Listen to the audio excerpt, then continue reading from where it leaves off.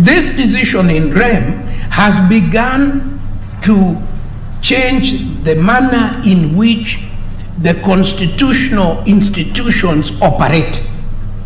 And my learned friend, Mr. Gumbo, will be drawing attention to the court to a similar matter taken before Ochenje in Kisumu.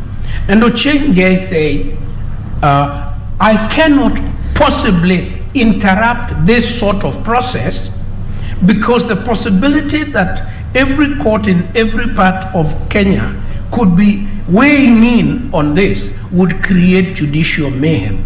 We must have a structured way of doing this. The structured way is to allow an appellate process to take place.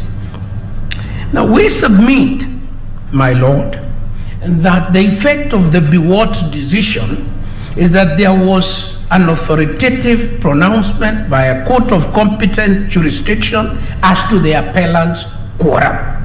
And the appellant had then proceeded to conduct its business on the basis of that finding by the learned judge.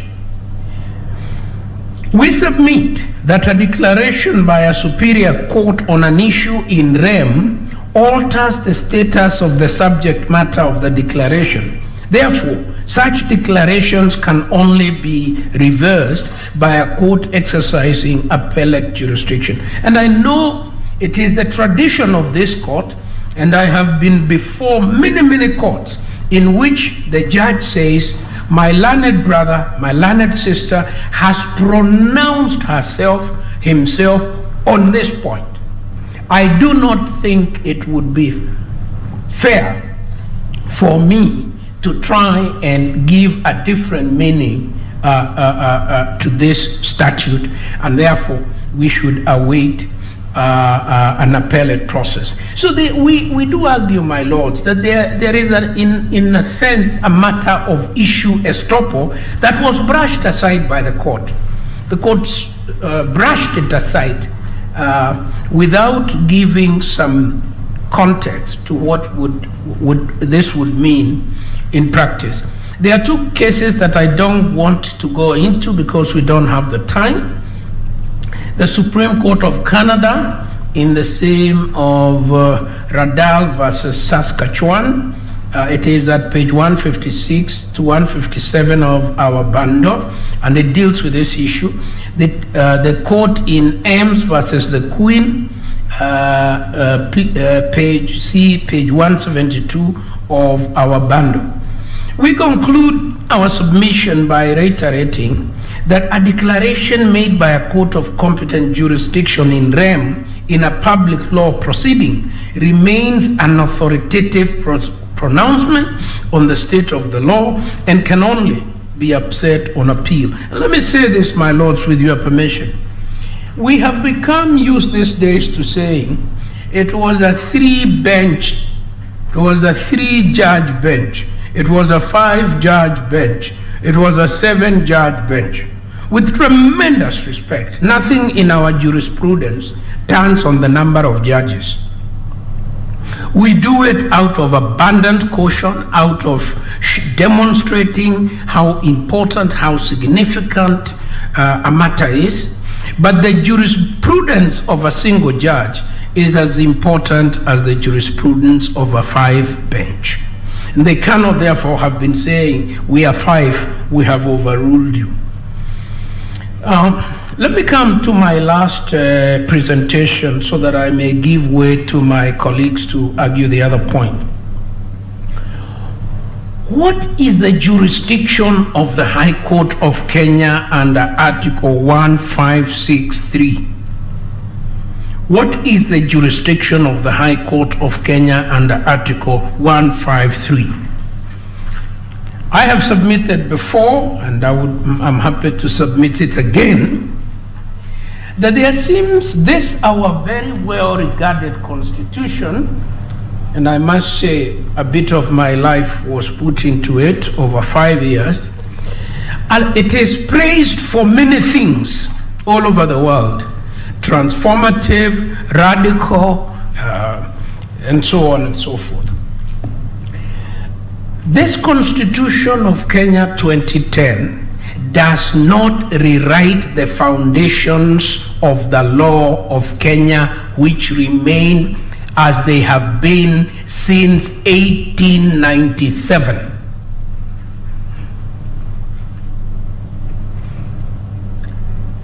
No court in Kenya has any jurisdiction to hear any grievance except a legal grievance. That was always the law, and it is the law after 2010. And therefore, to my mind, every dispute coming before the law must be anchored on the Constitution and on the law. Regrettably, a trend has taken root where all political, social, and economic grievances are given a very thin layer of law and taken before the court. And this has created a situation where, in my very humble view, the court is increasingly called upon to intervene in areas that it neither has the capacity nor the time, and which erodes the dignity of the court, because when the orders finally come out, they do not have the sanctity and certainty of judicial directions by the way of orders in the traditional sense. The High Court of Kenya, sitting as a constitutional court, has a limited jurisdiction. I know that is not a popular view, but it is the correct view in law, in my humble submission. The High Court of Kenya, sitting as a constitutional court, has a limited view. And that view is to entertain constitutional controversies brought to it by parties who have standing before the court and where a clear course of action exists. There is nothing in the Constitution of Kenya 2010 that said you can come to court if you have no nexus with the dispute, if you have no standing, if there is no course of action. You can write a big petition, throw it to the court and say, please help us because we are very annoyed with the action of the chief. That is not the law of Kenya. What then is the law of Kenya? If you look at what the judges in the Superior Court did, 9 out of 10 of what constitutes their order is an opinion. It is an advisory opinion. They say, we have reviewed as scholars and jurists and thinkers about the law, and we find this basic doctrine theory applies to Kenya.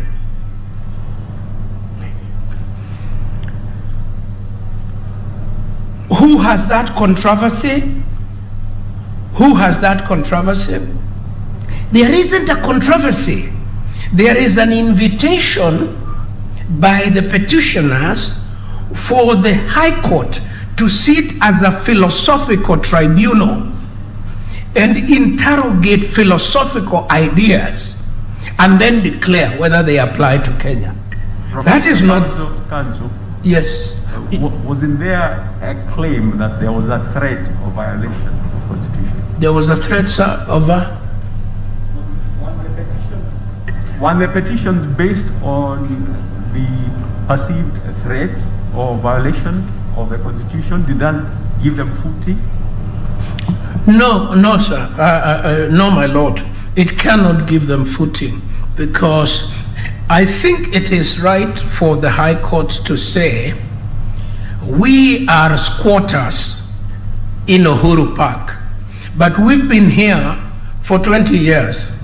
The government wants to build the office of the Attorney General inside the park. We apprehend that we will be removed without any measures being taken to protect us and our children. Give us an order to stop that being done until a transitional process is done. If I were a judge, I would issue an order. That is a concrete dispute between concrete parties about a concrete property. Here, these very learned applicants are merely inviting the court that please let us engage in a debating, let us have a debating session in the High Court, convert the court into a philosophical forum, and then we ask ourselves, what is the basic doctrine question? Does it apply in Kenya? Has it applied in other countries? Has it been rejected in others? So at the end of the day, should it apply to Kenya? Nobody of them is touching on the Constitution. Nobody is saying sections, nobody. So at the end of the day... Professor, is that entirely correct? The question is coming from here. Correct me, my lord. Is that entirely correct? If you look at the petition that were before the court, were they not saying that here is a process that is happening, and this process is violative of certain premises of the Constitution, and that if this process goes to its final conclusion, it is going to alter fundamentally the essence of the Constitution that was agreed on and passed in 2010, and that cannot happen because what then happened is not an amendment, but basically it amounts to a replacement of the Constitution. Are you entirely fair to the judges to say they just sat as a philosophical tribunal and dealt with matters all out there in the air without something concrete on the ground? What I was trying to do, my lord, was to draw a distinction between where the court is trying to stop something that potentially may happen, and with its happening, there would be a violation of the Constitution. Here, we have a legislative process, a referendum process, that is inchoate.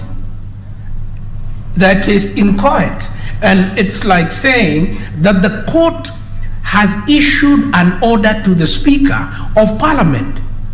Let me remind you, my lord, when I was in the Guy Commission, filed their own suit, and an order was given to them telling the commission that I was a member of not to discuss the chapter on the judiciary.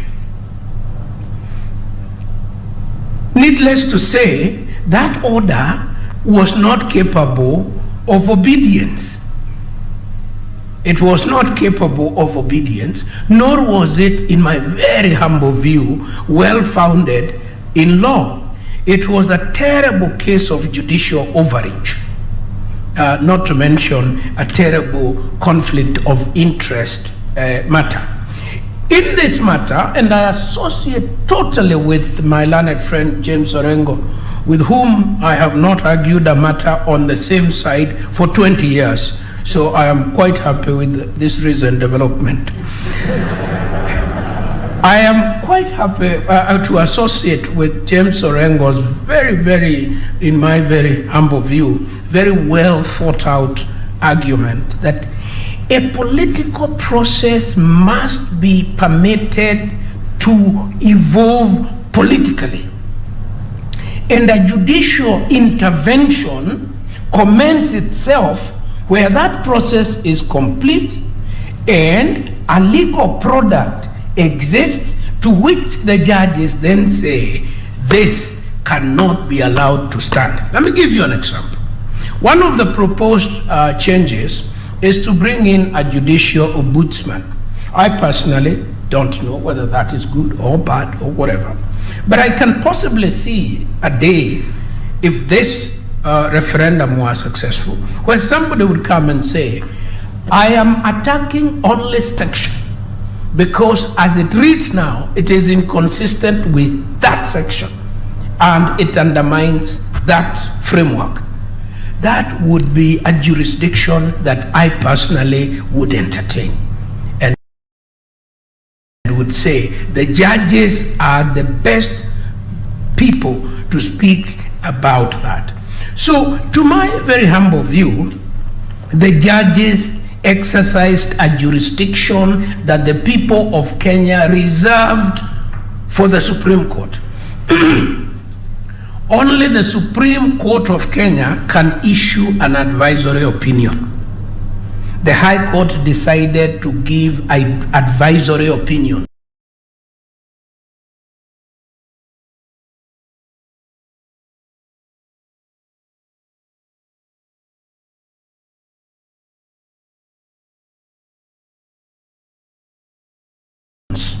Or coached in the language that it did. As a result, it trampled upon the independence of IEBC. And I want to repeat that, my Lord. Independence is not for the judiciary alone. Independence is for every constitutional is independent. The president is independent, and all these commissions are independent. That is why the Auditor General is independent, and so on. One thing disturbed me in this matter, my Lord, which I may mention before I sit down. It is how the questions were framed. In the old days, my lords will remember, it was usual at the end, at the close of pleadings, for the judge or judges to invite the parties to frame the issues so that the court would be answering the issues framed by the parties. I was a bit surprised that the issues were framed by the judges, and the manner in which they were framed seems to have tilted the case in a certain direction. And I think Paul Mwangi spoke to the question of how framing the issues in that way allowed the judges to cherry pick the history of the Constitution and the controversies of the Constitution. And I think that that was not proper. So I want to urge the court to find that this court had a lot of opportunity to exercise avoidance, which is not a dirty jurisprudential word. It is a prudential principle of judicial decision making. Avoidance. The court had an opportunity to find that the issues, the grievances brought to it were not live. They were not ripe. And the doctrine of ripeness, you will be told, is from the old archaic jurisprudence of the common law. No, it is not. It is being used today by the best constitutional courts in the world, because you only have so much judicial time. You cannot convert yourself into a debating society. Above all else, therefore, my Lord, I say that this judgment cannot be allowed to stand. It violates so many fundamental tenets of good constitutional interpretation and management of constitutional conflict, that if it were allowed to stand, what they are, probably one can take comfort, one can sleep better, We were told they are parts of this constitution that you shall never, ever, ever amend, because we can't trust you with them, especially you politicians, and you, the advisor of politicians, and even the people themselves. Which are they? The court doesn't know. We don't know. The scholars here, amicus scholars, they don't know. It is a very dangerous proposition, and it only invites insurrection. Then people say, if we can't change the constitution, surely we must overthrow it. That is a terrible thought, should never be allowed to take root. Thank you. I'll ask my junior. One last question, Prof.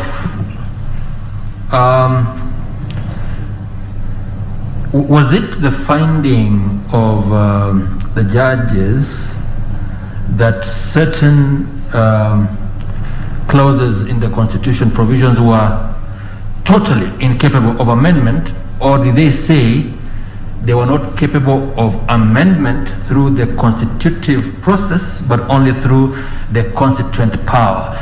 Because I've heard that said here, that the judges said cannot under any circumstances be amended or changed. Is that what the judges said? Well, I understood them. I understood. My reading was that if you have an eternity clause, it means exactly that, until the end of time. But by the way, my lord, you help me make another point. Just a moment, please. The eternity clause as a term of art, first of all, is not new. Wasn't used by these judges for the first time. It's been used before, but it has been it has been explained as to what it means. That really, I mean, humanity is not eternal, so there can be no eternity out of the activities of finite beings.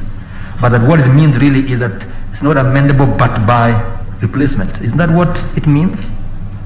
As opposed to the end of time, or beyond time, because eternity? My lord, you help me make another point in answer to your question. Yes. In this judgment, all these terms are conflated as if they mean the same. Yeah? And it is very difficult for any jurist to understand at which point the judge uses eternity, in which way, at which he uses. For example, there is a very old method in constitutional law of making a distinction between entrenched provisions and non-entrenched provision. And it's a very old tradition, my lord knows this very well. In the 1963 Constitution, there were entrenched provision. And in fact, in 1964, in the First Amendment making us a republic, the little one tucked beneath the republic was to remove then the provision requiring referendum for entrenched provisions. And so from 63 until 2010, we were sailing without any entrenched provision. In Bomas, we brought back the entrenched provision. That's why you cannot change the sovereignty of Kenya, the national anthem, the several other things there, the independence of the judiciary, etc., etc., etc. Those are entrenched provisions. I don't know whether the judges think of those ones as basic structure, because to entrench is one thing, basic structure is an entirely other confusing doctrine. May I allow my assistant? Before you do that, let me take you back to the Biwott case. What was the reason that the High Court gave for not following it? And why do you say it is a decision in rem? Is my lord asking what reason the court gave for allowing the commission to continue working? No, for not following the decision. No, Mr. Gumbo will deal with that. May I ask Mr. Gumbo to deal with that? Okay. Thank you, my lords.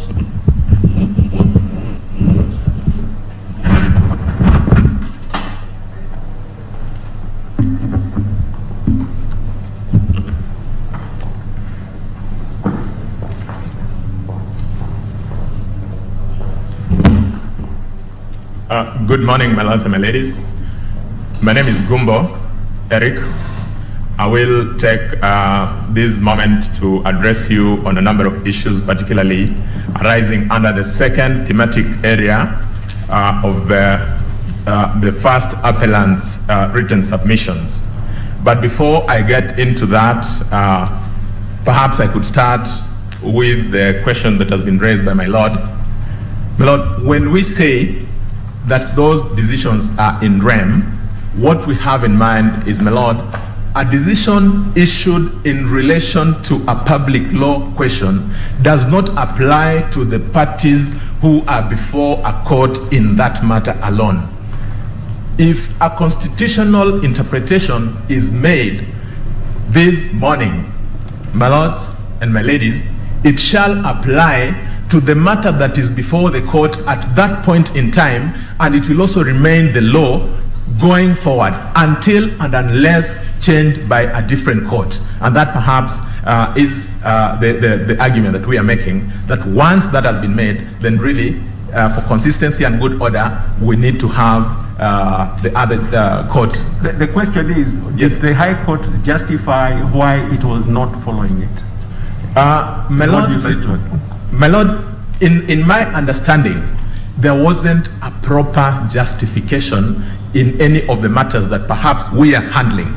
There have been, in my reading of that judgment, indications in certain matters that perhaps arose in the course of the decision, where the judges say that I will not follow this. But when you get to the ultimate question that they answer, you find that they have themselves departed from the position they had taken initially. So that if you take, for example, or perhaps let me not get into that, if my lord, you're satisfied with that, so that I can just go into the submissions. Thank you very much, my lord. Mr. Gumbo. Yes, my lord. You know, your answer to that question was that you think that generally there are many cases they did not consider and did not give a proper reason. But the thing that interests us, at least my brother and I, is what reason, what specific reasons did these judges give for not following Isaiah Biwott Kwangonyi? And surely it's there in the judgment. What reason was it? My lords, and this is what I was explaining, at the beginning of that decision, the lordships give reasons. They say that the judge did not respond to a specific issue.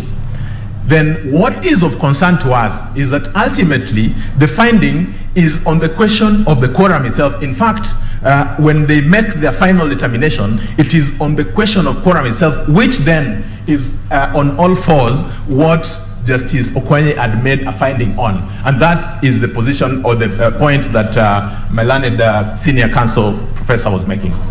Thank you very much, my lord. Thank you, Mr. Gumbo. Actually, they gave quite some reasons from paragraph 711 going forward, but it's okay, we'll find them for ourselves. I'm also glad, my lord. My lord, with that, perhaps I could go to the substance of my submission this morning before you. I have four areas that I would want to tackle before you.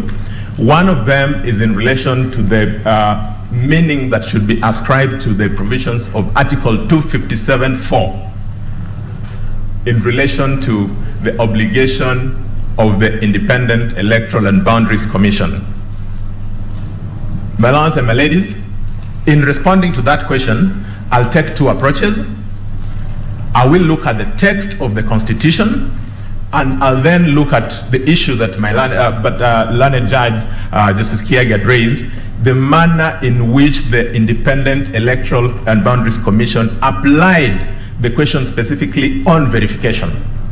My lords and my ladies, I will then look at the second question, which is the question around public participation, specifically whether Article 257(4) imposes an obligation on the IEBC to confirm that the promoters of an initiative have engaged in appropriate or satisfactory public participation. The third thing that I'll be looking at is the question of a nationwide registration of voters. In their judgment, the Lordship say that there is an obligation on the IEBC to ensure that there is nationwide registration of voters before a referendum can be then taken up. I'll be addressing that question. And finally, I'll then want to address you on the referendum question. My lords and my ladies, learned senior counsel had given the array of documents that we would seek to rely on, but for purposes of my presentation, there is one more document that I would want to probably just draw to the attention of the court, and perhaps we'll then, when we get there, look at it. That is the format that was used by the Independent Electoral and Boundaries Commission for purposes of receiving the signatures. That document is to be found at page 1100 and 1101 of volume 2 of the appellant's record of appeal. My lords and my ladies, let me start on the question of the role of the IBC under Article 257(4).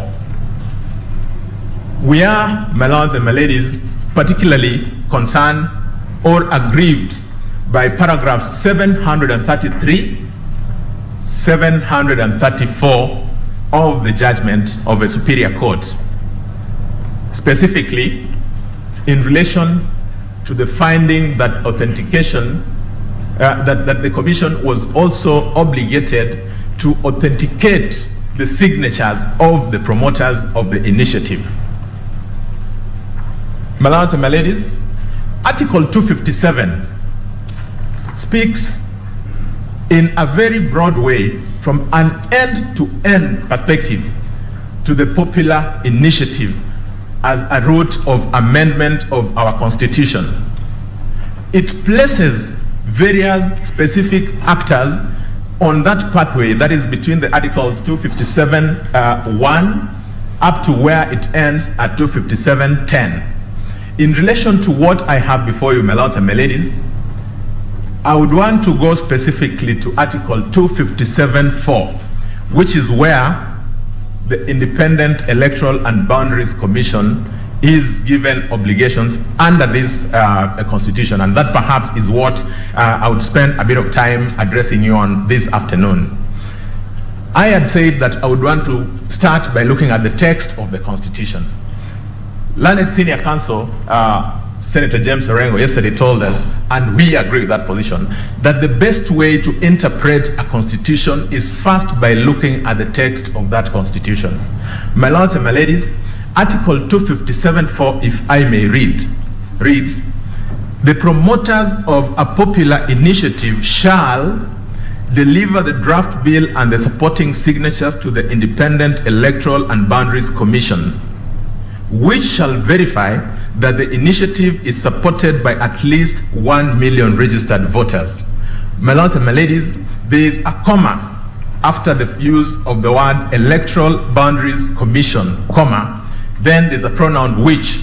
My lords and my ladies, that pronoun which can be replaced with the names of Electoral and Boundaries Commission, so that a proper reading of that second part of Article 257(4) would be that the Electoral and Boundaries Commission shall verify that the initiative is supported by at least 1 million registered voters. My lords and my ladies, of note in that particular part of the Constitution is the use of the word verify, the use of the word initiative. Initiative, my lords and my ladies, is used in the context of Article 257(1), which means the popular initiative. Then it proceeds to say is supported by at least 1 million registered voters. My lords and my ladies, registered voters is then another important issue or phraseology that we need to understand in its proper context. Why do I say that? When they say, when the Constitution says registered voters, we must then take it in the totality of the legal framework that we have in Kenya. because the word registered voters is actually a word or a phraseology that is defined specifically in our laws. So if we look at it in the English, common ordinary English sense, there is a risk that we may lose the meaning.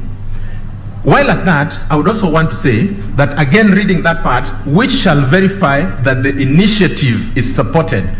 It is important to know to note from as early as now that we're saying the Constitution says we shall verify that the initiative, not the signatures.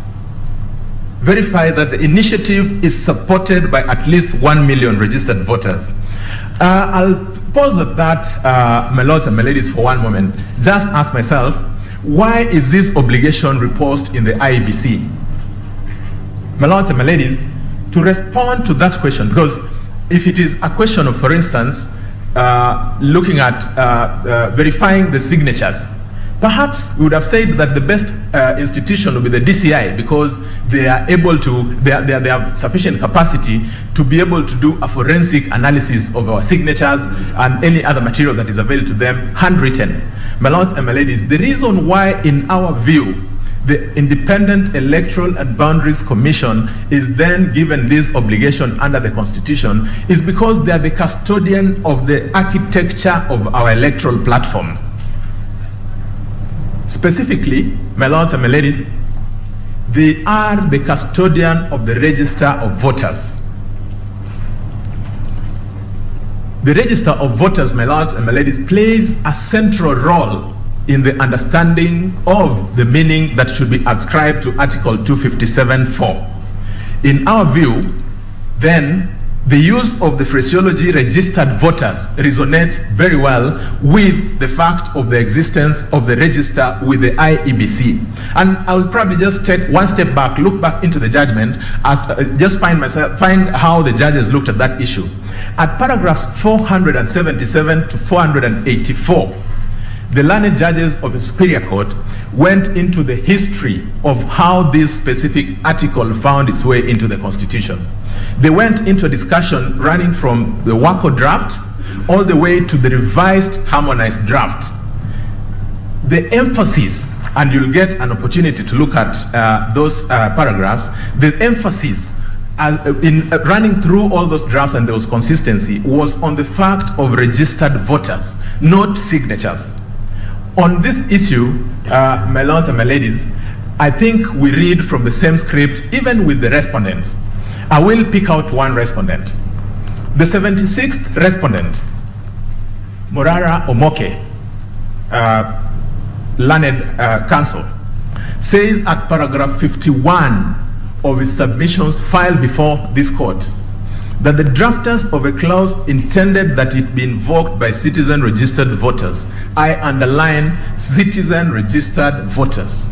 So even from the respondent's perspective, significance and emphasis must then be put on the registered voters. That said, my lords and my lady, I will end that part by saying that the obligation of the IEBC then would rightly be said or summed as being a threshold obligation, a threshold test in relation to Article 257(4) as to whether it meets the test that is provided or the requirement under Article 257(1) for purposes of initiating a popular, or rather amendment to the Constitution through a popular initiative. That said, my lords and my ladies, I would want to come to how, and this was an important issue that learned judge raised, how the IEBC then looked at and interpreted that article. My lords and my ladies, I would want to beg for a bit of patience in this part because it is an important part. It is interrelated with many other things, and so I would want to take you through a granular understanding so that we are then able to follow and eventually even then get to know why, my lords and my ladies, the court below, that is the learned judges of the Superior Court, missed the point. Okay, yeah, so can you then go straight to telling us what you think, I mean the way you fought the learned judges for interpreting Article 257(4)? Yes, my lord. Permit me, my lord, to just give you this architecture, then it will be very obvious and easy to answer that question. So, my lords and my ladies, In applying the infrastructure, that is the register of voters, we start from an important question that Justice Kiage raised as to what biometrics are. My lords and my ladies, Regulation 8 of the register... That was not my question at all. I think it was a unique identifier. Yes, my lords, I will come to it and you realize that perhaps we are talking about the same thing. My lords and my ladies, Regulation 8 of the Registration of Voters Regulation 2012 says that the register of voters shall contain biometric data and the particulars set out in Form A in the schedule. My lords and my ladies, Section 2 of the Elections Act defines biometric to mean the unique identifiers or attributes including fingerprints, hand geometry, earlobe geometry, retina and iris patterns, voice waves, DNA, and signatures. It is a fairly broad definition. Now, permit me to look at, just so that I complete that part, that is how then to apply for registration. You are referred to this need to have the biometric data and details set out in Form A to the schedule. Again, this is law. My lords, Form A, I've had an opportunity to look at Form A, which again appears in the registration of voter regulations. It sets out the alphanumeric details. These are the details that then would be able to relate the biometrics to a specific individual.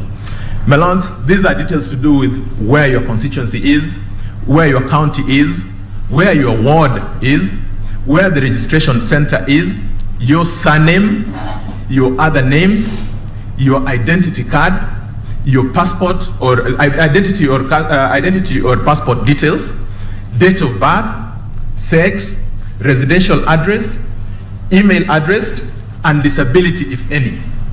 My lords and my ladies, that form then gives a declaration that when you are presenting that information, and this is important, that you also declare that you are in possession of either the national identity card or passport bearing the numbers which you have indicated in the application.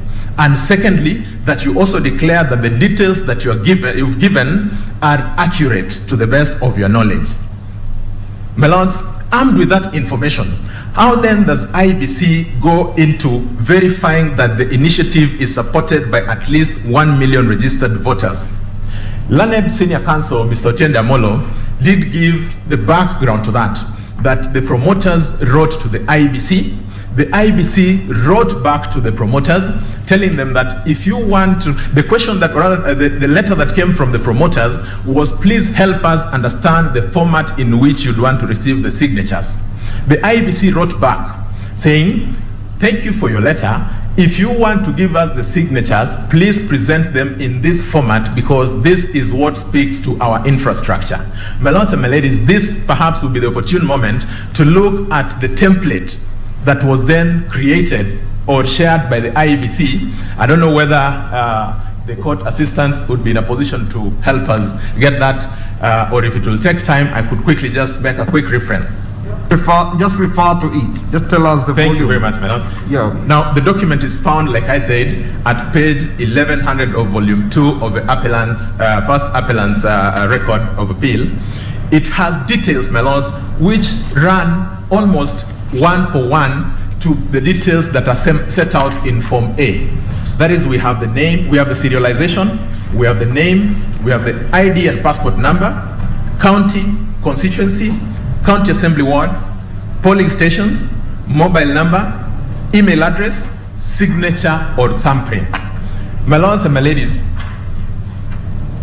this then was the beginning of the question of verification. How did the IBC then use this? My lords and my ladies, these details were then given, they were supposed to be presented in bound, serialized, and paginated booklets, both in hard and soft copies for purposes of accountability. When this information was availed to the IEBC, what they did is to then deploy their data entry clerk, and which was a big operation of perhaps more than 100 people. These, my lords, appear in the affidavits of Michael Goa, which have been set out at paragraph 4 of our submissions. They state, my lords and my ladies, that in the course of then re-entering that data, they omitted names which did not have signatures. They omitted names which did not have either passport or ID numbers. They also omitted names which had been duplicated. My lords and my ladies, this is because if you, for instance, allow a name that does not have a signature, then you'll be running afoul of the form for application of registration. The same goes to the details, and that's why it was important to set out that detail. My lords and my ladies, armed with now what they called the clean data, the Independent Electoral and Boundaries Commission took those names and ran the names through the register of voters in their custody. That is done through a software because of the numbers that they have. My lords and my ladies, that is so that then you can be able to compare that the details that you have, both biometric and in Form A, match the details that you have in the register of voters. My lords and my ladies, that was an important process because if you gave that detail then, or any name that appeared there, you gave it to an investigations officer, they'll trace that person back up to their village. That is just how interrelated all these issues are, so that if there was an issue to be confirmed, it would be very easy to relate it to the specific person. But more importantly, what does the IEBC do as the last step in the verification? They say that now that we have this detail, let us publish these details in our website and invite Kenyans to take time to run through these details so that they tell us if there is a single individual who would be saying that my name found its way into that register without my consent, then that would be the opportunity. That detail was sent, the publication was made, and the address of the CEO of the commission given. My lords and my ladies, at the time we were making submissions before the learned judges in the Superior Court, there wasn't a single person who had come forth saying that their name was irregularly or without their consent included in that register of voters. My lords and my ladies, let's pause there for On what page is the notice? On what page is the notice to the public? My lord, I'll get back to that. Just allow me to get my assistant to help me trace that page. I'll get back to it. But I wanted to make the point, my lords and my ladies, that when Kenyans have become of age, just about 2 weeks ago, my lords and my ladies, the registrar of political parties did share details about political party membership in this country. It didn't take 2 days on their website for the media, social media, to be awash, to be active with people saying, I found myself registered as a member of this party, yet I'm not a member of that party. And that was just a period of 2 days. Within 3 days, my lords and my ladies, the data commissioner came out saying, we have seen the concerns that have been raised, and I have received more than 400 complaints. My lords and my ladies, I'm using this just to help us understand that it was effective, and perhaps also add that it is one of the ways that is used the world over. My lords and my ladies, let me then go into, now that I've said that, demonstrating why I think the learned judges of the Superior Court missed the point in relation to this question. I take us back, my lords and my ladies, to paragraph 733 of the decision. The learned judges of the Superior Court, my lords and my ladies, at that paragraph, frame a question to help them understand what the meaning of Article 257(4) is supposed to be. They say the question is whether the IEBC's role includes verification of signatures, or whether the role only ends at the proverbial bean counting, a mere technocratic ascertainment that a popular initiative has delivered 1 million voters. My lords and my ladies, permit me to stop there for one moment to just unpack it the way we understood it. In our humble and respectful view to the learned judges of the Superior Court, we think that decision, that question was in itself not objective. Not objective for the simple reason that it is conclusive at the inception. Secondly, that question is inconsistent with the text of Article 257(4). Why do I say inconsistent? Because you see, the learned judges have already taken the position that they want to make an inquiry as to whether the IEBC's role includes verification of signatures, while the Constitution talks about verification of the initiative.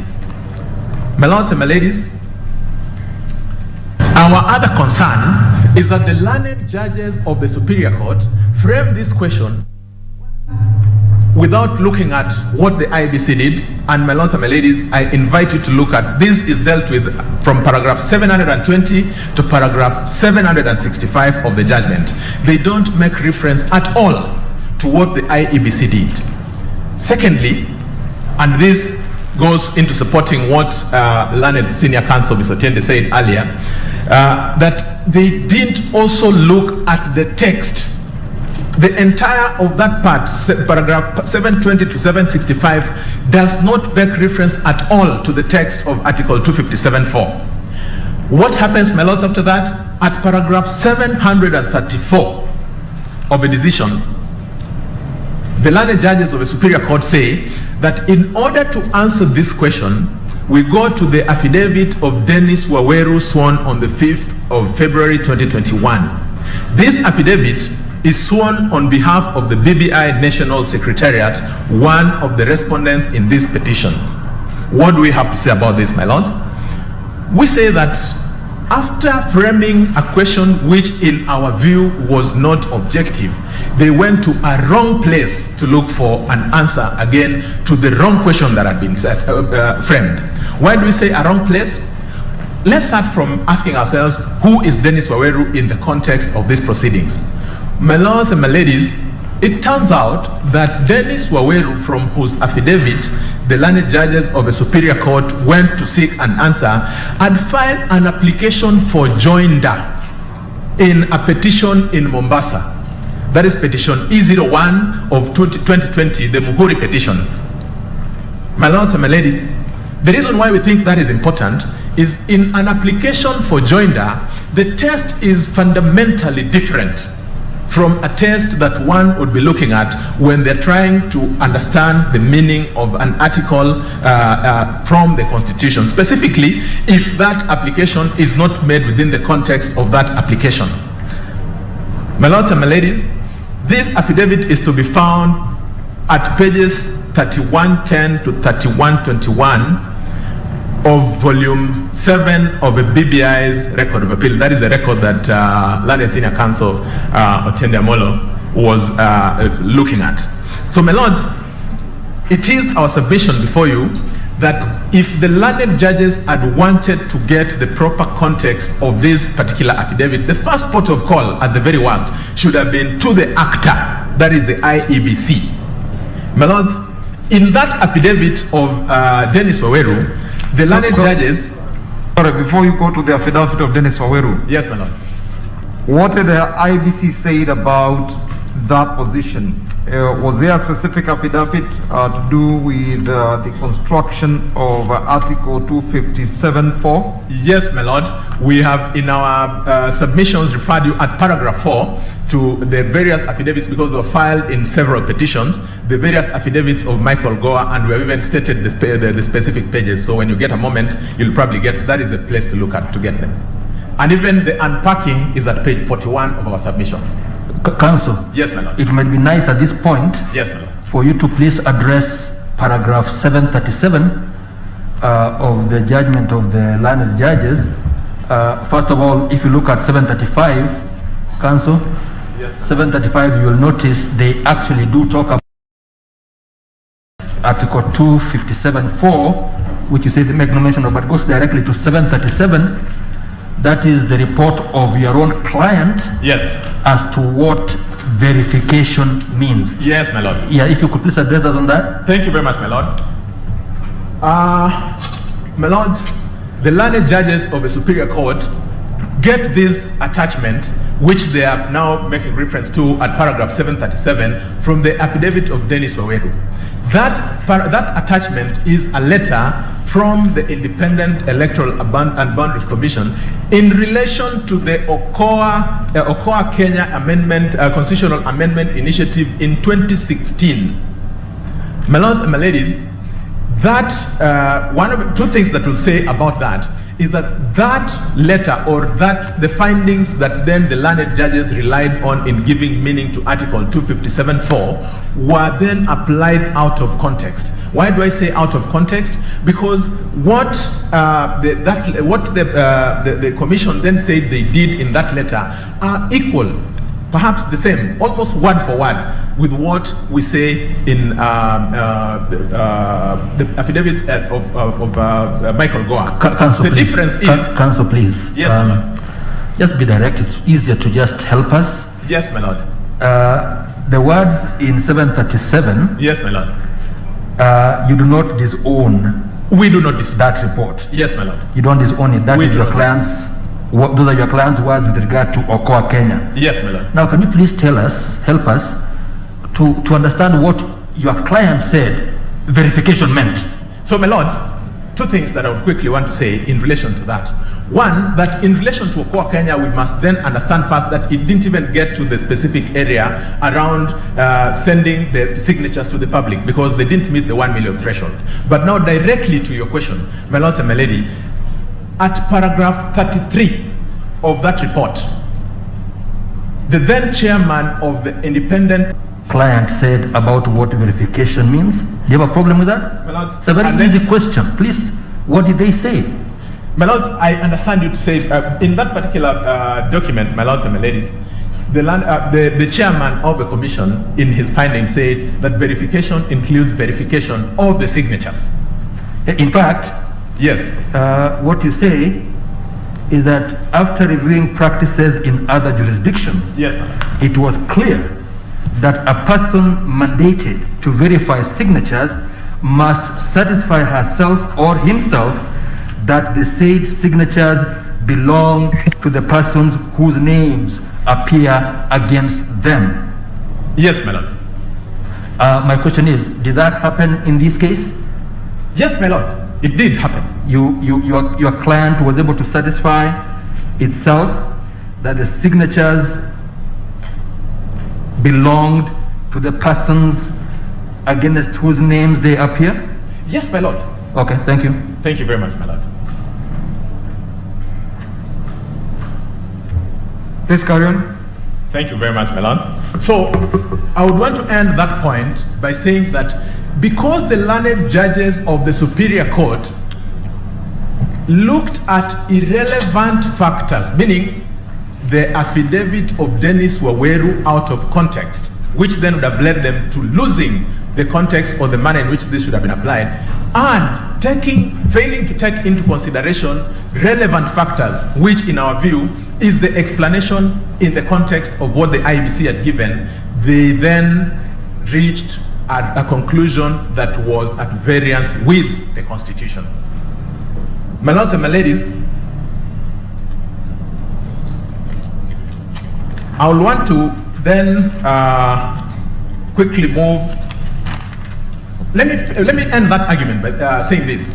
If for one moment we were to say that verification or authentication is to be given the meaning that the learned judges would appear to have suggested that it be given, is it possible or practical, my lords and my ladies, to have a forensic audit of the signatures of at least these 1 million people? My lords and my ladies, I would start from the premise that one, we don't have a database of signatures in this country.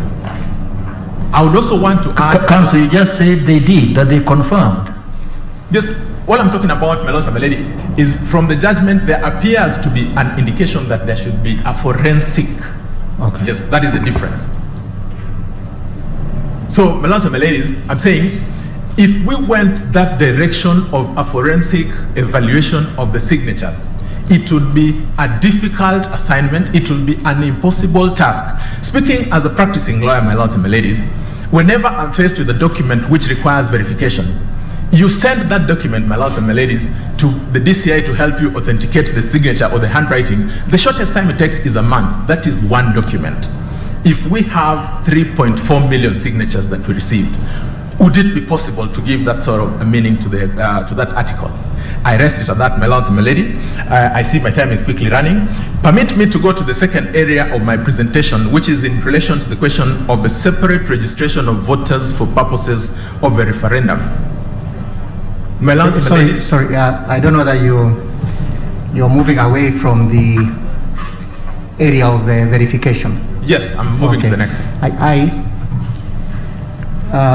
From reading of the judgment, Yes, my lord. it seems like the case for the IBC was that because there wasn't a legal framework for verification under Article 272, the Article 257.4, Yes, my lord. then the IBC fashioned some administrative procedures. Yes, my lord. And your argument before the Superior Court was that those administrative procedures met the threshold of the Constitution. Yes, my lord. And we must recall what Senior Counsel Oraro submitted yesterday, that the provisions in respect to the referendum are in fact more exciting than that of a presidential election. Now, please comment, assuming that the administrative procedures in fact made constitutional master. Yes, my lord. Do comment on paragraphs 761 and 762 of the judgment, and just let me read it because it's short. In addition, even if the administrative procedures had been valid, it is clear that the IBC did not comply with them. For instance, IBC published the list in the website on Thursday, 21st January 2021. Members of the public had up to Monday, 25th January 2021 to read the list and raise any issues. The judges then say that the administrative procedures provided for a 2-week period so that the registered voters could verify or make comments, but IBC only gave 5 days, including the weekend. First, is that a finding of the court factually accurate, that the period was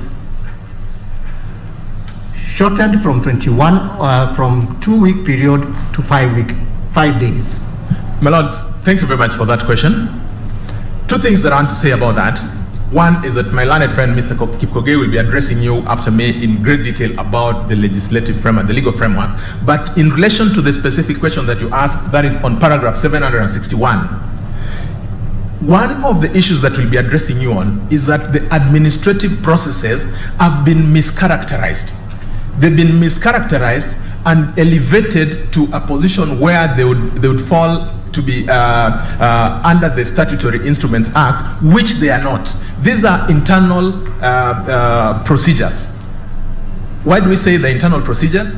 My lords and my ladies, when we, for instance, say that please delete the name of somebody who does not have an ID, it is because of the reading of the fact that that person is not a voter in relation to Form A, which had given. So that is why we relate it, and we say you don't need a law to tell you that once the Elections Act has defined a registered voter is somebody who has given you their ID number, then you don't get the ID number. You don't need another legislation to come and tell you, please now remove the legislation, because it fits under the rubric of Article 257.4 that a registered voter must be that person who has given those details. So the moment you fail to give any of those details, then you don't fit into that space. So it will be our case, and Mr. Kipkoge will be addressing you on that later, that if we had understood those administrative processes to be internal processes, then we would not then create the obligation that the learned judges created about them.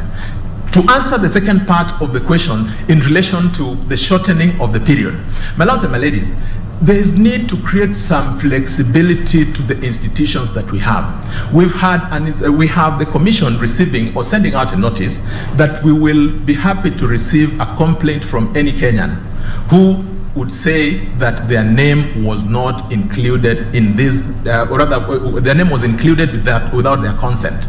My lord and my ladies, after 5 days, you've not received any. Must you wait for the 14 days? And I want to look at the converse of this. If we had gotten, my lords and my ladies, to a period of those 14 days and names are still coming in, my lords and my ladies, will we say, no, ours is 14 days, anything that comes after this does not matter to us? I asked the question because if you look at the framework on verification of the voter register, yes, it has a window which is known to all Kenyans and gives them sufficient time to do that. And and I'm not saying that the procedures of the administrative procedures of IEBC are subsidiary legislation, but if and the IEBC has the experience of conducting referendum and election and the competence. They thought about it, they said 14 weeks is a fair period. But then in their wisdom, they then choose to reduce the period to 5 days. That was... Yes, my lord, and perhaps so that then we just look at it in proper context, even on that question, it would be equivalent to comparing two things that do not exactly fall for comparison for this reason. When we are looking at giving time to Kenyans out there to come and verify their details, say for a period of 30 days under the Elections Act, it is a statutory provision under Section 6 and 6A. What do those do, and why does it happen that way? It is because the register is our document as the IEBC. Once you've given us, you made the application and given us your details, we tell you, okay, now we've captured your details, but before we get to the elections, before we get to a referendum, please take time to go and verify your details from our document. The flip side or the difference would be the promoter is the person bringing you their document, saying this is our document. My lords and my ladies, I think there is a bit of a difference in relation to that question. My lords and my ladies, I'm seeing time is running quite a bit. Permit me to talk about the question of separate registration of voters for purposes of the referendum. My lords and my ladies, we draw your attention to paragraph 769 of a judgment of a superior court. If you permit me, I could very quickly read through it. That say, we begin by noting that every single day, citizens attain the voting age. These new citizens have a right to be registered as voters and to participate in the proposed referendum. There was no evidence placed before this court that the IEBC has been discharging this constitutional and statutory obligation to enable the citizens who have attained the voting age to register as voters. The IEBC also stated that the last time the voter register was revised, and I repeat, was revised, was just before the Kibra by-elections. This was a confirmation that it was not discharging its constitutional and statutory mandate to continuously register voters and review the register of voters. Because of that analogy, they then, at paragraph 9 of the declarations that they make, say that a declaration is hereby made that the Constitution of Kenya Amendment Bill 2020 cannot be subjected to a referendum before the Independent Electoral and Boundaries Commission carries out nationwide voter registration exercise. My lords and my ladies, permit me to also relate that to the submissions made by the respondents, both in the court below and this court. I would want to again pick on the submissions filed by Mr. Morara Omoke, the 76th petitioner. Mr. Morara Omoke, in the submissions filed before you at paragraph 117, says, we invite this honorable court to take judicial notice of the fact that the predominantly youthful dynamic of the Kenyan population is such that hundreds of thousands of citizens become eligible to be registered as voters every year. Since it is common ground that the IEBC last updated, again underline, last updated the register of voters between February 2017 and March 2017, the 76th respondents' apprehension about the disenfranchisement of billions of voters in the intended referendum is well founded. My lords and my ladies, what do I have to say about this? I say that both the learned judges of a superior court as well as the respondents misconstrued the meaning of the various words that are used interchangeably within the electoral platform. Example, when the learned judges say that the register of voters was last revised in relation to the Kibra by-elections, what exactly, why do we say they were wrong? We say they were wrong because the context in which they are using the word revised is to mean continuous registration of voters, and which they then say that the IEBC has failed on. My lords and my ladies, the word revised used in the electoral sense has a specific meaning. To this, my lords and my lady, look at section 5 of the Elections Act. My lords and my ladies, section 5 of the Elections Act, almost in similar terms, provides for the regular and continuous registration of voters. It then provides for exceptions.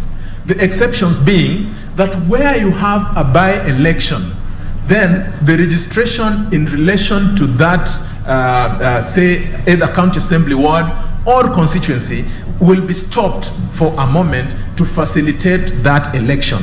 How does it facilitate that election? That at that point you close the register and again allow section 6 and 6A to fall into play, so that the people who will be voting in relation to that area can come in to correct their details ahead of that particular exercise. The same thing goes for when you have a general election. The same thing goes under the exception at 5C for a referendum. That is not C but BA. It's numbered as BA.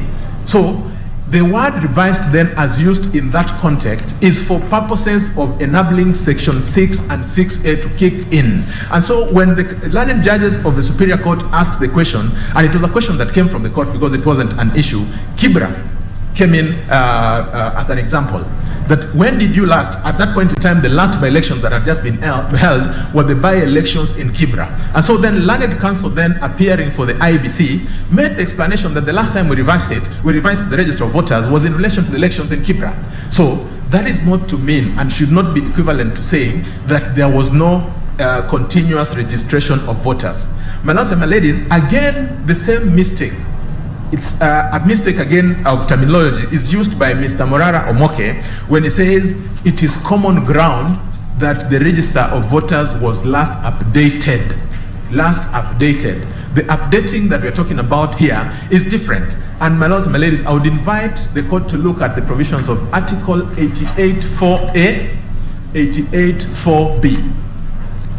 88.4a, my lords and my ladies, if I could very quickly just so that we understand the distinction between these two processes, reads that the commission is responsible for, among other things, the continuous registration of voters, and B, the regular revision of the voters' roll.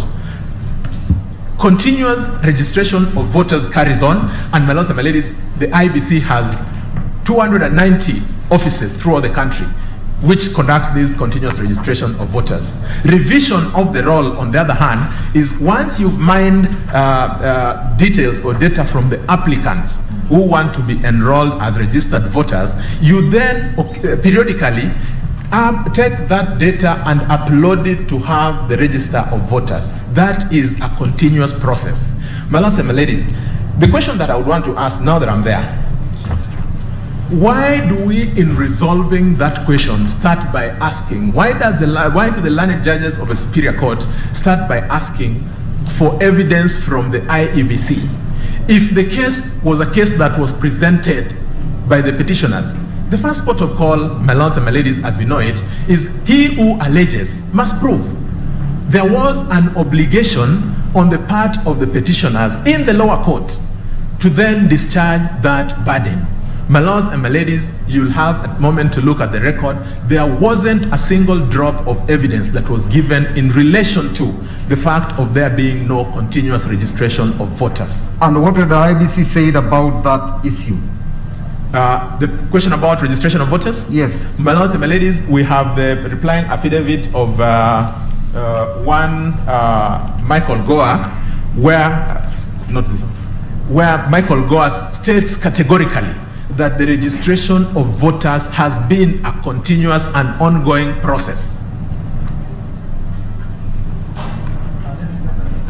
Okay, let me just understand. whenever we have an election, Yes, my lord. beyond the continuous voter registration, which you say IEBC has been conducting, Yes. with an election looming, is there something more that your client does in preparation for the election? Yes, my lord. Permit me to address you on that. Yes, and I imagine that is that they actually carry out a nationwide voter registration. Is that correct? Not quite. What do they do? Continuous voter registration carries on. What Yes. they do is, again, to use their internal flexibility. They say we need to now go out and encourage Kenyans to vote, or rather to register for purposes of election. That is what has been dubbed mass registration of voters. Exactly, mass registration of voters. Yes, madam. And that is to ensure Yes. that when the people vote, Yes. you can have as much a representation of the people, Yes. registered voters as possible. Yes, madam. Would that wise approach also be one that the IBC would do with regard to an important question like a referendum on the Constitution? Oh, yes, my lord. That's true. The only thing that we then need to ask ourselves is, at what point does the IBC make that decision? We say that decision, my lord, can only come when the IBC is seized of the referendum. As we speak, the IBC is not seized of any referendum. Thank you. So now, if you look at the declaration that you have a problem with, what did he say about that, about registration? A declaration is hereby made that the Constitution of Kenya What amendment... page, sorry, what page of the... That is, I think, at page 312, that's the last declaration number 9. A declaration is hereby made that the Constitution of Kenya Amendment Bill 2020 cannot be subjected to a referendum before the Independent Electoral and Boundaries Commission carries out nationwide voter registration exercise. Is that the same as mass, the mass thing you're talking about? Not quite. Nationwide, it's always an ongoing process, because even now there's a nationwide registration of voters. So do you have a problem with that declaration as it stands, that before you can have the referendum, because they're saying before the referendum, Yes. before you can have the referendum, there should be a nationwide voter registration. Is that a problem? Yes, my lord. It is a problem in this sense. It first presupposes, because it comes from a concern that was raised by the petitioners, that there is no voter registration going on. And my lord, it's not just about registration. But if you actually are doing it, it means they are declaring that which is already happening. Why do you have a quarrel? My lord, perhaps context is also important for this. Before the IEBC engages in any of these activities, what do? They get data from other institutions. National Registration Bureau, they ask them, how many people have you registered, for instance, in the last 6 months? So on account of those sort of statistics, they make informed decision that, oh, we think that there's been maybe about 500,000 more Kenyans that have been registered. Let's have a drive. Let's encourage. The more important question, though, is why don't we let the IBC be the ones to make that decision? Why do we want to look like we're getting into their position and telling them, we know you IBC, you may not register us after all. We want to have an order just in case. Why can't we allow them to do? In any case, my lord, when properly seized of the referendum, when the opportunity eventually comes, the IBC will look at this data and they'll say, we think perhaps it will be their decision. I'm not preempting that we now need to run mass voter registration. All that I'm saying is we need to give them that flexibility to make it their decision because of their independence. Thanks, my lord. So Mr. Gumbo, what I was asking is this. Because you referred us to paragraph 769, Yes, where the learned judges say that IBC was not discharged its constitutional and statutory obligation to enable citizens, to do continual registration. You referred us to the paragraph 117 of Mr. Morara Omoke. Yes, my lord. Now, to enable the court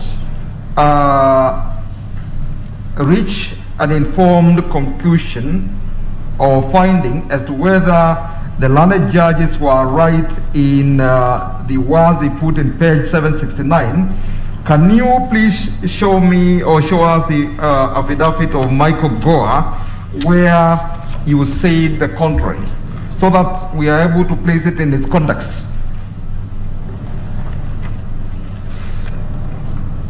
My lords, this is volume 5 of the record of appeal of... So we will find it at volume Volume 5, Volume 5, page 2193, 2193. at paragraph 10. So that answers, in your view, the issue raised by the learned judges at paragraph 767, 769. Yes, my lord. Thank you. Thank you very much, my lord. And more importantly, my lord, like I said, before the learned judges pose that question, the primary obligation on the part of the petitioners would have been to discharge that burden. My lords, would be looking at a situation where somebody says, and this I think is what learned senior counsel Professor Githu Muigai was alluding to, we would want a situation where somebody says, I am a Kenyan. I approached the IEBC to register as a voter and I was denied that opportunity, or that there was a potential threat of me being denied that opportunity. In the absence of that, my lord, we cannot rely on what Mr. Morara Omoke says. He is apprehensive. An apprehension, my lords and my ladies, is not evidence. My lords and my ladies, perhaps Are you watching your time? yes, my lord, but I'm also praying that for the interventions, my lords and my ladies, perhaps there's equal attention to the time that runs off our plate. Yeah, just before you move on. Yes. Now, you have said the onus was on Mr. Omarara to prove Yes. the allegation. And at the same time, you are telling us this is specialized information that your client is seized of. Don't you think that the farthest Mr. Omarara could go is to raise that issue? And then what for your client is simply to come forward and say, yes, you have raised this. As a Kenyan citizen, you are entitled to it. And here is what I have. What you are asking for is already in place. And I think that is what the judges were interrogating at the paragraph 769, what the president has brought to your attention. Yes, my lady. Yeah. May I respond? Please do. So, my lady, it is okay to make such an inquiry, but must such an inquiry be made for the first instance in a court? That is the concern. Why don't you, as a responsible Kenyan, come in and say, wait, we think we may be running into an election. What are you people doing about this election? Is there a continuous registration of voters? Please get me a document to see that there's continuous registration of voters or there's none. It is not, in our view, okay to make a passport call, which reminds me of what I learned in the laws about injunction, something called queer timet injunction. You just say, Timeo, I fear. My lords, I think there's a greater obligation. There is a greater obligation on anybody who wants to confirm, and that, my lord, again, is information that is available out there. Every so often, and perhaps I'll just make reference to the affidavit of Michael Gore, again, filed on the 25th of June 2021, at paragraph, that is,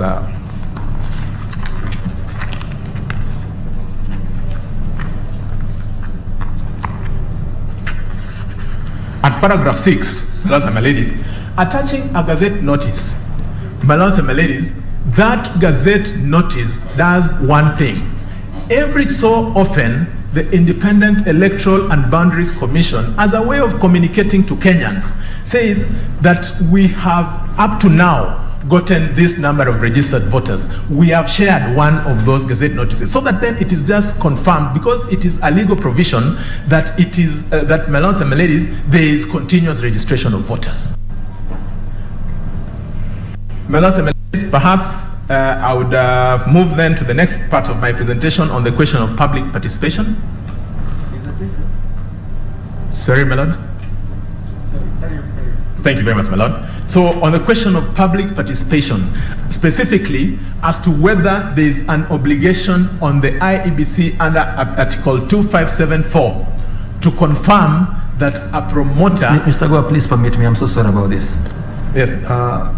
You made reference to this gazette notice. Yes.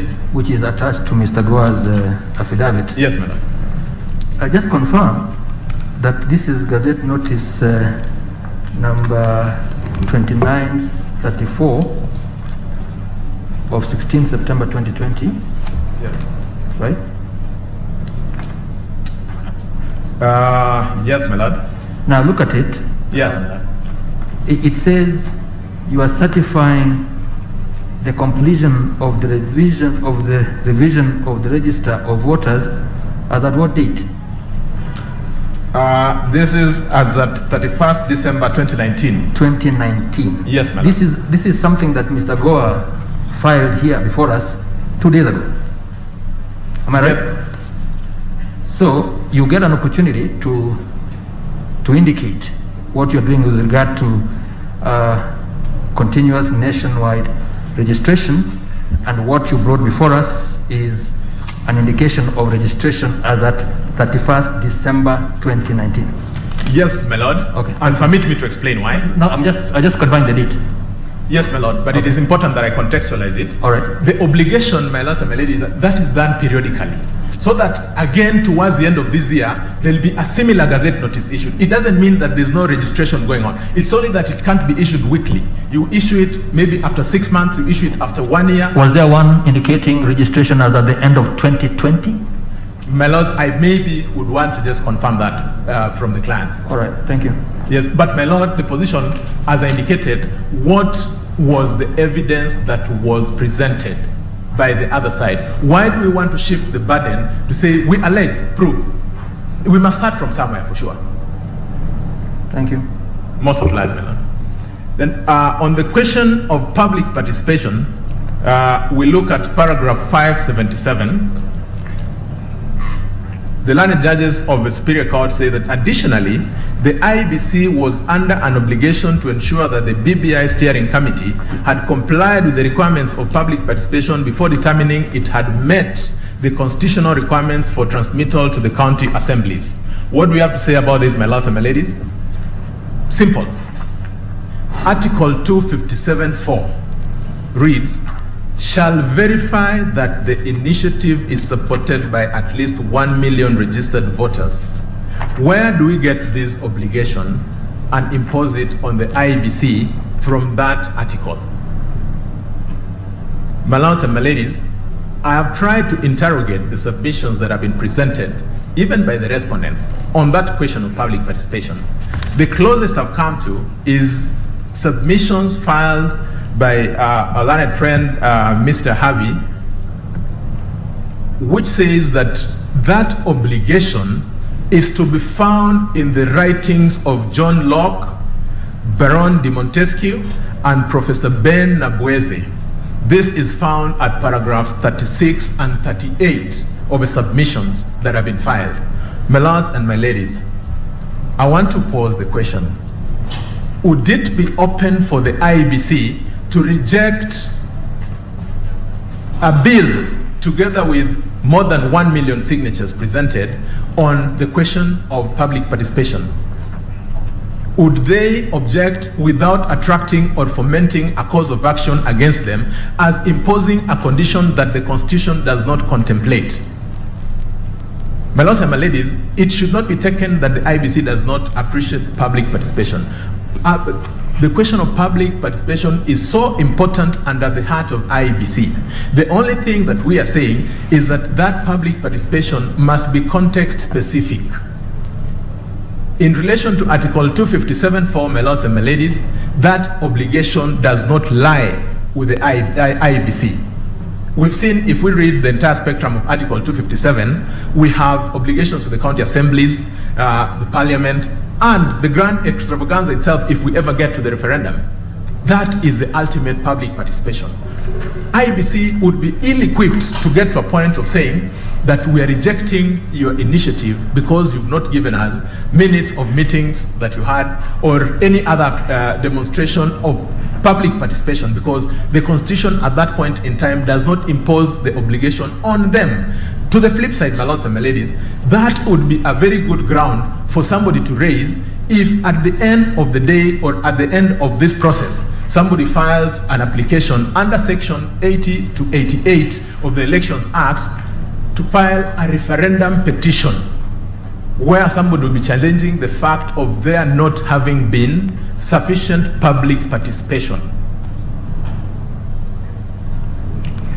The learned judges were saying that IEBC was interpreting and applying the Constitution. Yes, Madam.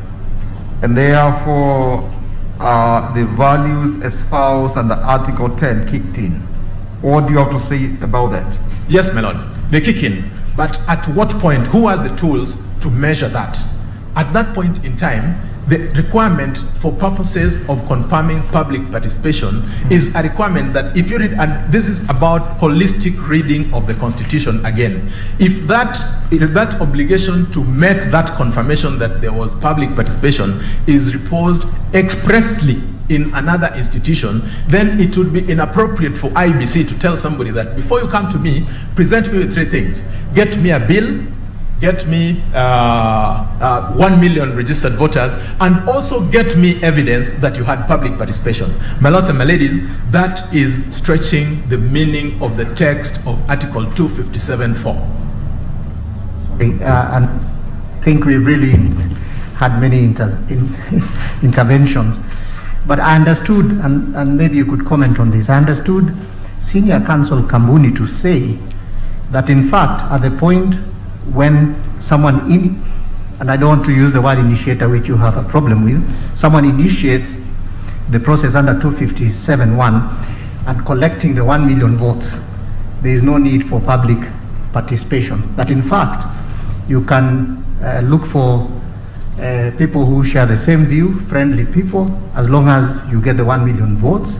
And that the issue of public participation is at the point the bill is then presented to the county assemblies.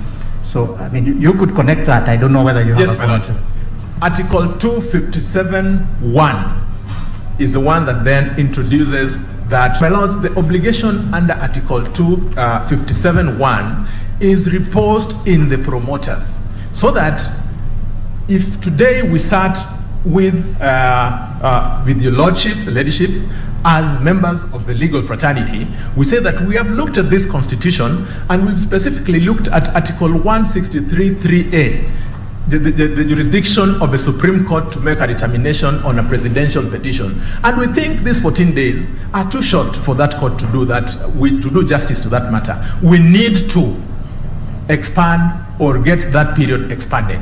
What does that mean? It is a well-founded proposal. What does the Constitution expect? We may sit here, we may be 100 people.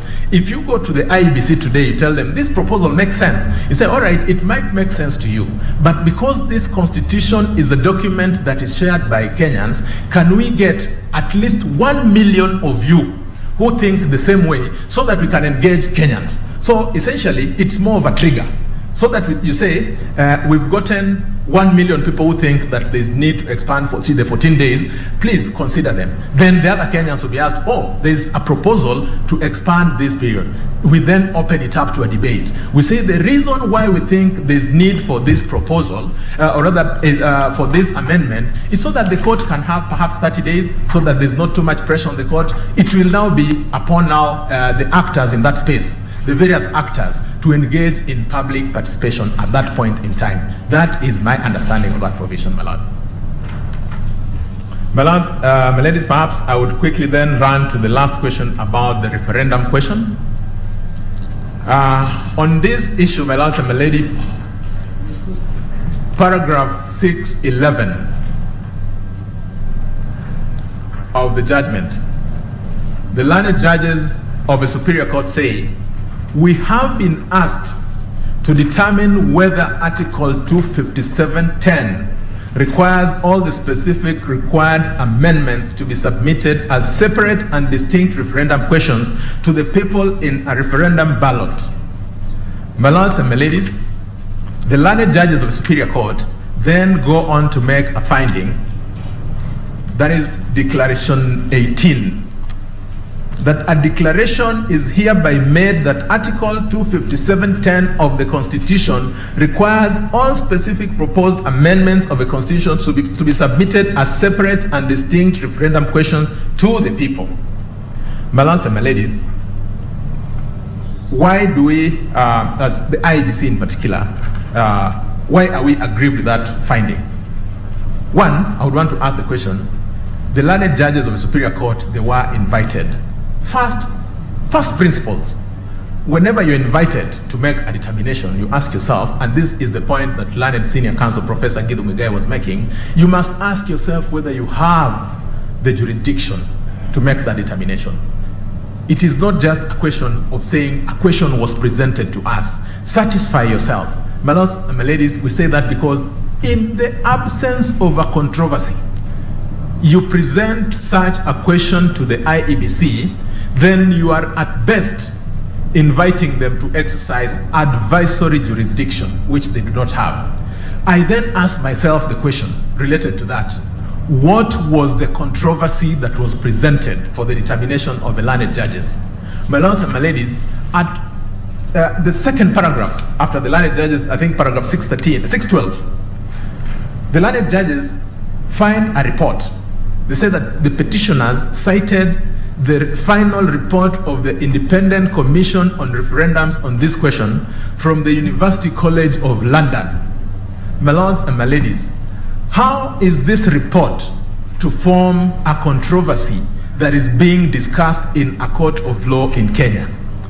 Let me leave that at that and say, my lords and my ladies, Section 49 of the Elections Act reposes the obligation to make a determination on a question touching on the referendum on the IEBC. In particular, 49.2 says, where an issue to be decided in a referendum has been referred to the commissioner under subsection 1, the commission shall frame the question or questions to be determined during the referendum. Now, with that as a background, I submitted earlier, the IEBC is yet to be seized of this referendum. They can only and will only be seized of this referendum if under Article 256(5)(a), His Excellency the President sends or triggers that jurisdiction.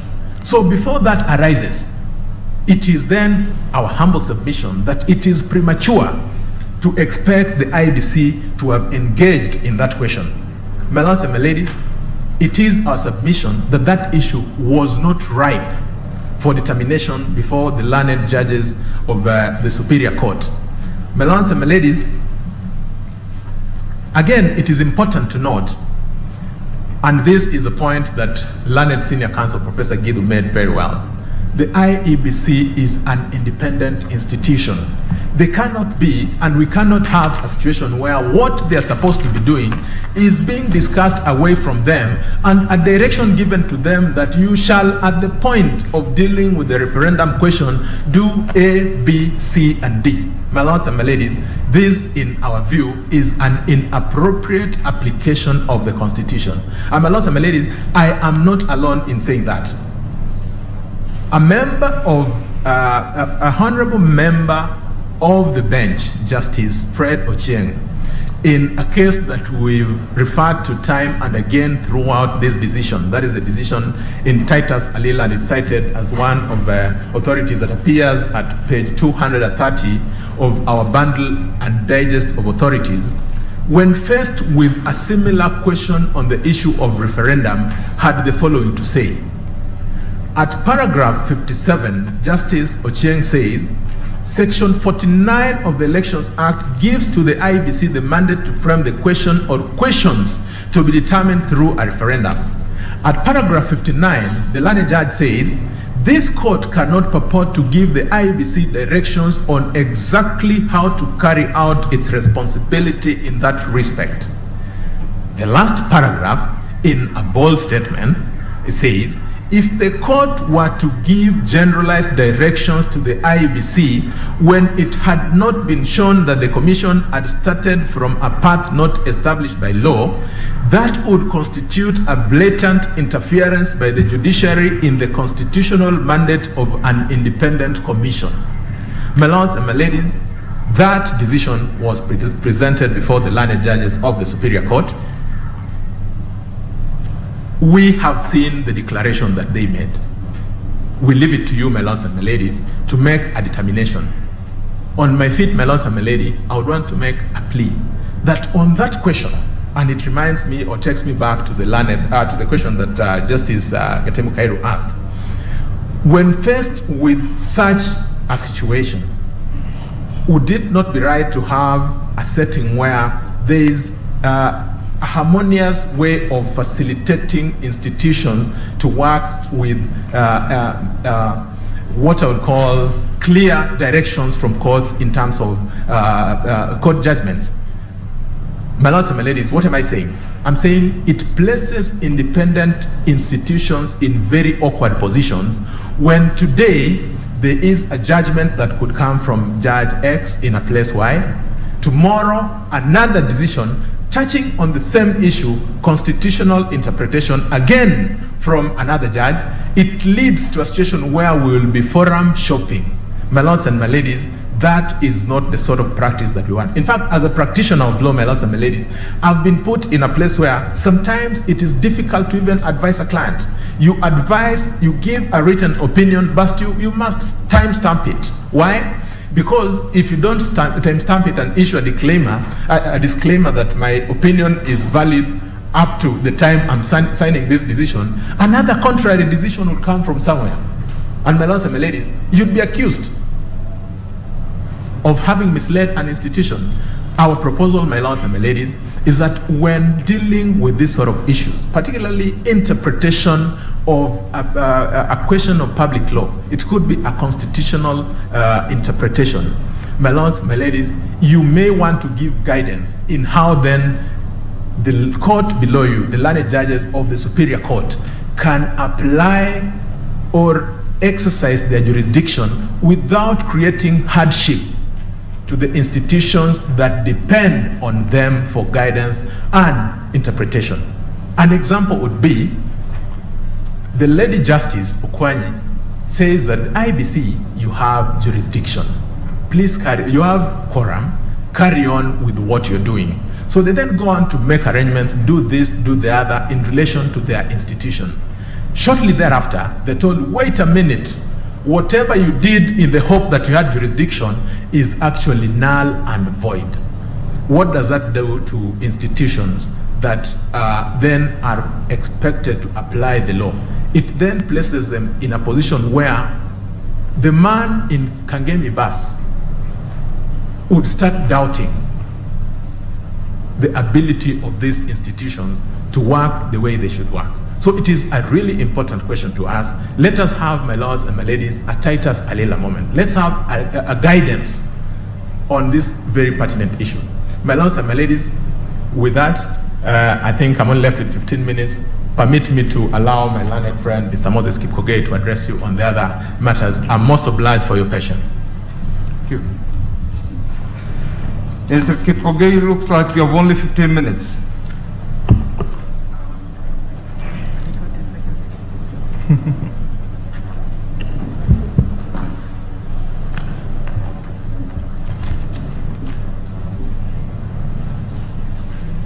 My lord and my ladies.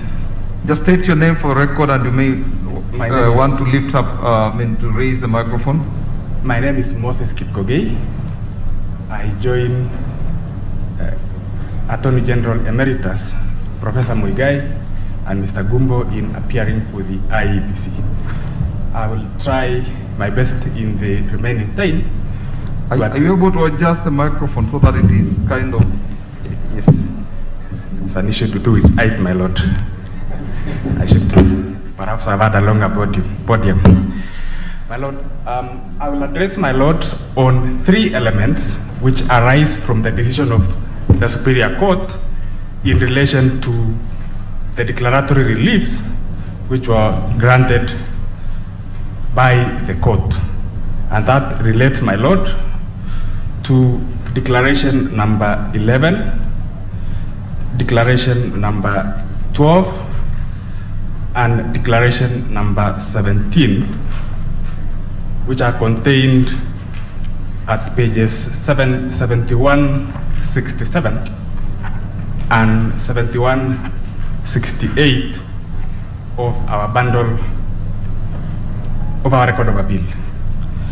My Lord, those three declarations relate to the legal regime applicable for purposes of conducting a referendum and the finding in relation to the administrative guidelines which were issued by the IEBC to govern the process.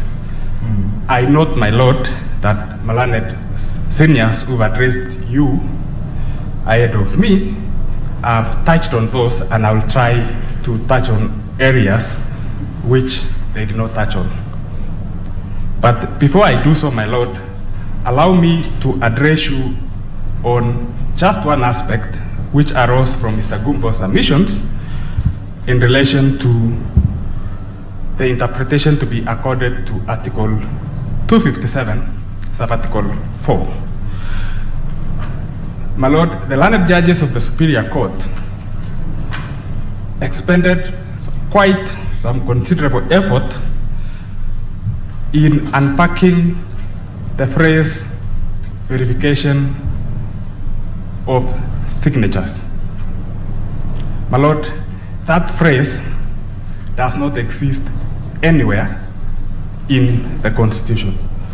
What is in the Constitution, my Lord, is a phrase which reads as follows: verification, quote unquote, verification that the initiative is supported, and it continues. And it ends with voters. That was important, my Lord, to highlight because it is direct, it directly affects the process which was put in place by the IEBC, including the administrative guidelines which were published, which were issued by the Commission. My Lord, declaration number 11, my Lord, in that declaration, the Superior Court states as follows, that a declaration is made that at the time of the launch of the Constitution of Kenya Amendment Bill 2020 and the collection of endorsement signatures, there was no legislation governing the collection, presentation, and verification of signatures, nor a legal framework to govern the conduct of referenda. They repeat in somewhat similar language in declaration number 12. My Lord, allow me to address you on the last sentence or the last phrase of that declaration, nor a legal framework to govern the conduct of a referendum. My Lord, the Elections Act, in its long title, states as follows: that it's an act of Parliament to provide for the conduct of elections to the office of the President, the National Assembly, the Senate, the County Governor, the County Assembly, and to provide for the conduct of referenda. My Lord, we submit that the declaration by the Superior Court that there was no law governing the conduct of referenda was erroneous and without basis, because there is an act of Parliament which declares itself in its long title that it governs referenda, and it is the Elections Act. When you go through the Elections Act, my Lord, you will note that in relation to the Register of Voters, the Register of Voters applies to both elections to elective positions and referenda. In relation to accreditation of observers, Section 40, it applies, my Lord. There is a whole part 5 of the Elections Act, which is dedicated to referenda.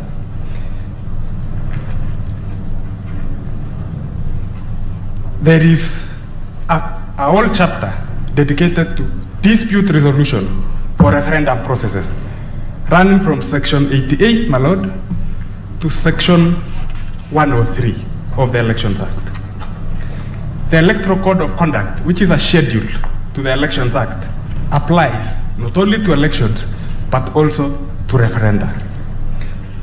The word referendum has been used in the Elections Act 167 times.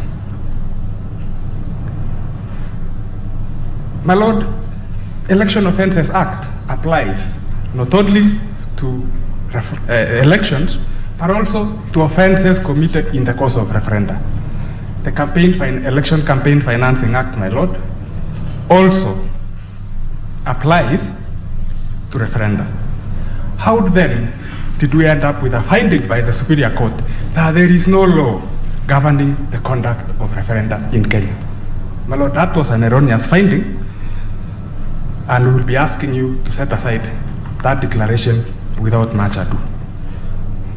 My Lord, if you look at the election general regulations on the conduct of elections, they apply to referenda as well, including the statutory forms which are an annex to the elections general regulations.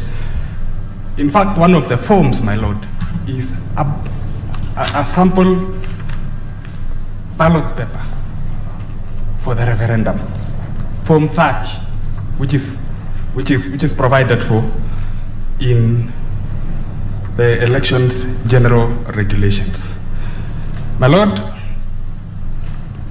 when you look at the elections registration of voters regulations, you will find statutory forms, like for instance, Form J, which is a form for registration of voters in the diaspora.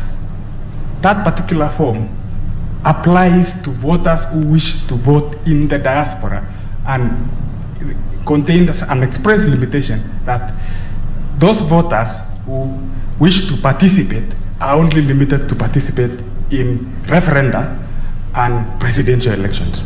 My Lord, consequently, it is an erroneous finding to make that there is that there is no law governing referendum processes. It would have, perhaps the court would have limited its findings to collection, presentation, and verification of signatures. But they went ahead to say that there is no law with legal framework governing the conduct of referendum. My Lord, I want on those three elements, collection of endorsement signatures,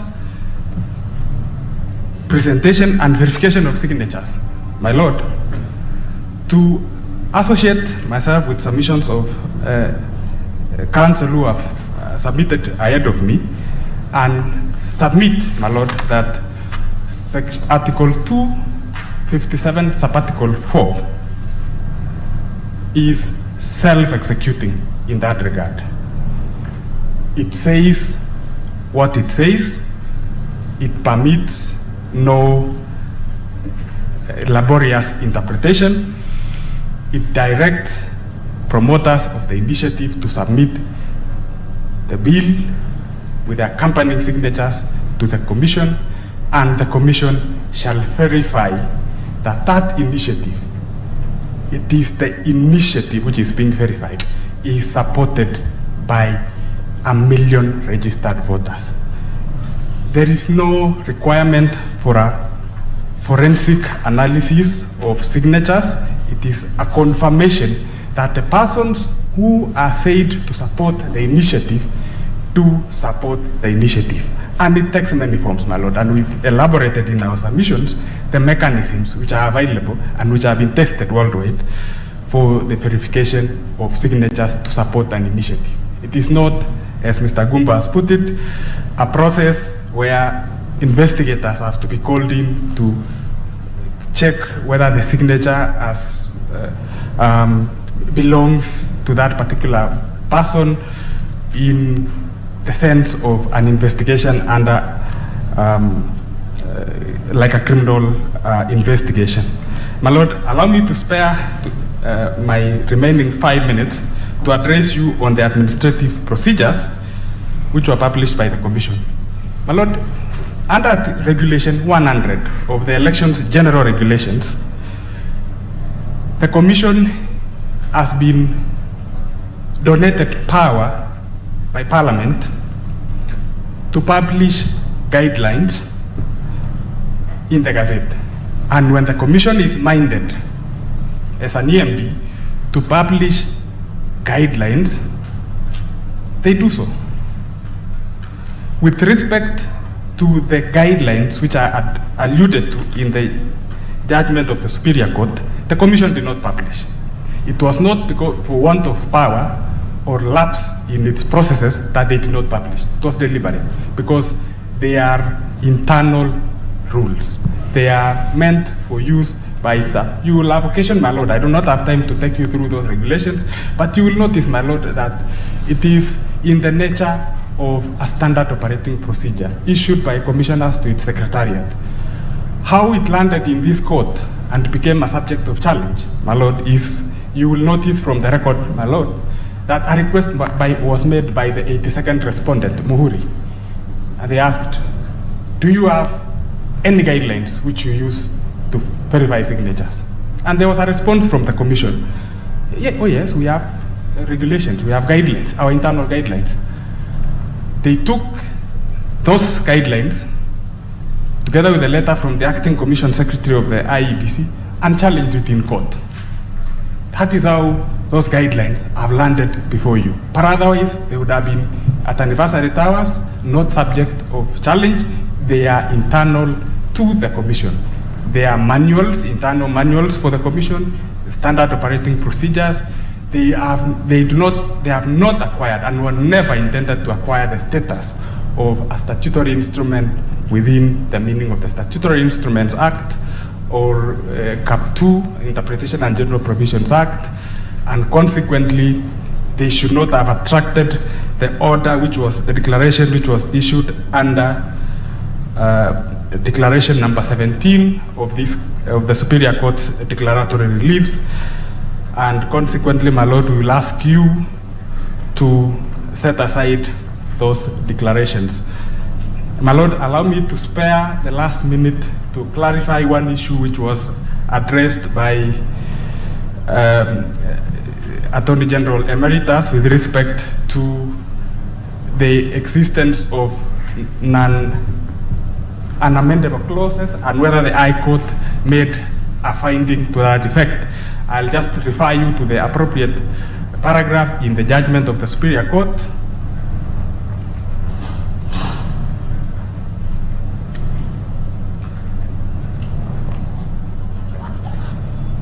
At paragraph 681F, where the court states in no uncertain terms that amendments to Article 89 are unamendable. You, my Lord, Justice Kiage had posed a question to Attorney General Emeritus whether the Superior Court made such a finding. My Lord, that finding does exist, where the Superior Court stated that amendments to Article 89 are unamendable. That would be all, my Lord. I will donate the last 30 seconds to the court. We ask you.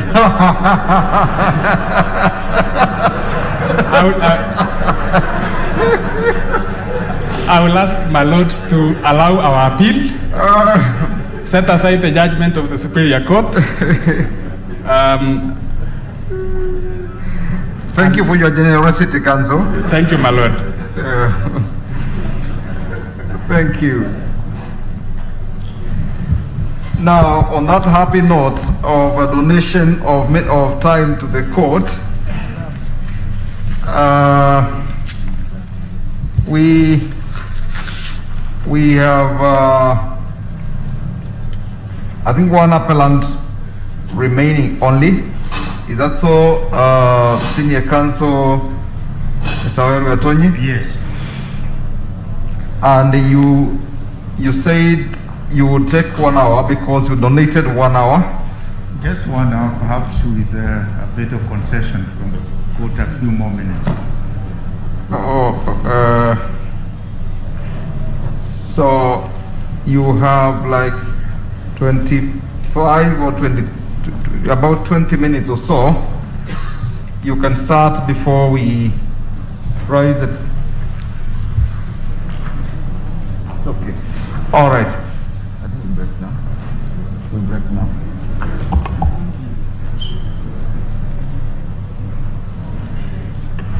Okay. The view is that we break now because it is about 8 minutes past 1. Yes. And then we need to start promptly at